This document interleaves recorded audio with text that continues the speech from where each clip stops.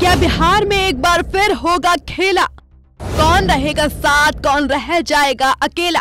अब लालू प्रसाद खेलेंगे कौन सा दाव, या फिर बढ़ेंगे दावों के भाव? नीतीश कुमार पर खड़े हो रहे सवाल, क्या फिर होगा कोई नया बवाल? किसके साथ लालू, कौन उनके खिलाफ? क्या लालू कर सकेंगे अपना रास्ता साफ? बिहार में लालू प्रसाद क्या एक बार फिर कोई नया खेला करने जा सकते हैं? क्या नीतीश को फिर अपने नीचे गिराने के लिए लालू प्रसाद यादव क्या कोई नया दांव खेल सकते हैं? आखिर वो कौन लोग हैं जो नीतीश कुमार के खिलाफ फिर से सामने आ सकते हैं? अब सवाल आता है कि किस पार्टी के कितने विधायक बिखरने वाले हैं? नीतीश कुमार के सामने अवध बिहारी चौधरी अब कौन सा पासा फेंक सकते हैं? चलिए जानते हैं बिहार की राजनीति में क्या बड़ा नया होने वाला है। ये सभी को पता है कि बिहार में 12 तारीख को होने वाले राजनीतिक युद्ध के लिए लालू प्रसाद यादव ने एक चक्रव्यूह की रचना की है। जहां दूरदर्शी नजर से देखा जाए तो इस चक्रव्यूह के पहले दरवाजे पर विधानसभा अध्यक्ष अवध बिहारी चौधरी हैं, तो वहीं दूसरे दरवाजे पर लालू प्रसाद यादव ने अपने छोटे बेटे तेजस्वी यादव को खड़ा किया है। तीसरे और चौथे दरवाजे की बात करें तो जीतन राम मांझी और चिराग पासवान को देखा जा रहा है। वहीं पांचवें दरवाजे पर गोपाल मंडल को रखा गया है। साथ ही छठे दरवाजे पर भाई वीरेंद्र को रखा गया है। अब आखिरी यानी 7वें मोर्चे पर खुद लालू प्रसाद यादव पूरी तैयारी के साथ मौजूद हैं। अब सवाल आता है कि नीतीश कुमार इस चक्रव्यूह को कैसे भेदेंगे?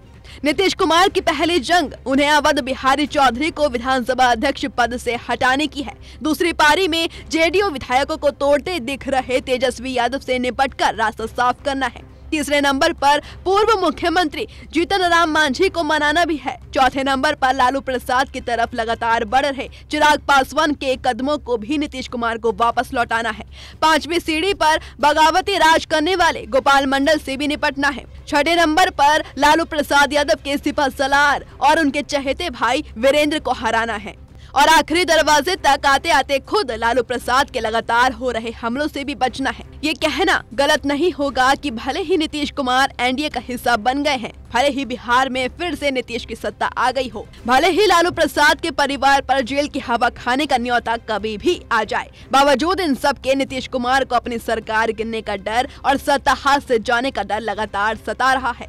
जहाँ एक और अवध बिहारी चौधरी ने इस्तीफा देने से मना कर दिया है, तो दूसरी ओर जेडीयू और बीजेपी के कई विधायकों के टूटने की बात सामने आने लगी है। वहीं पहले से बदल रहे जीतन राम मांझी के और चिराग पासवान के बोल लालू प्रसाद का साथ दे रहे हैं, जो बेशक नीतीश कुमार के गले पर तलवार लटका रहा है। अब 12 तारीख, इसमें न सिर्फ नीतीश कुमार को अपना पक्का निशाना साधना है, बल्कि विधानसभा अध्यक्ष अवध बिहारी चौधरी को भी हटाना है और अपना बहुमत भी सिद्ध करना है। देखने वाली बात तो ये होगी कि तेजस्वी यादव की पत्नी के 16 से 17 विधायक आरजेडी के साथ जाने के दावा करने के साथ ही नीतीश कुमार की नींद उड़ा रहे हैं। उधर बीजेपी के भी 3 विधायकों के टूटने की चर्चाएं लगातार सुर्खियों में बनी हुई हैं। हालांकि इस बीच कांग्रेस के भी 3 विधायकों के गायब होने की बातें सामने आ रही है। आरजेडी विधायक भाई वीरेंद्र ने दावा किया है कि 12 तारीख को नया खेला होकर रहेगा।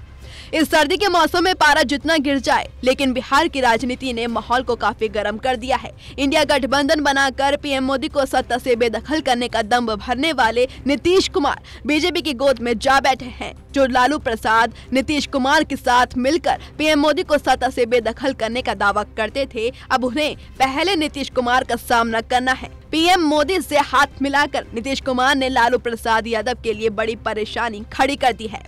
लैंड फॉर जॉब मामले में न सिर्फ लालू प्रसाद और उनका बेटा तेजस्वी यादव घिरे हुए हैं, बल्कि उनकी पत्नी राबड़ी देवी और बेटी मीसा पर भी जेल जाने की नौबत आ सकती है। लालू प्रसाद के परिवार पर ईडी ने अपना शिकंजा पूरी तरह से कस दिया है।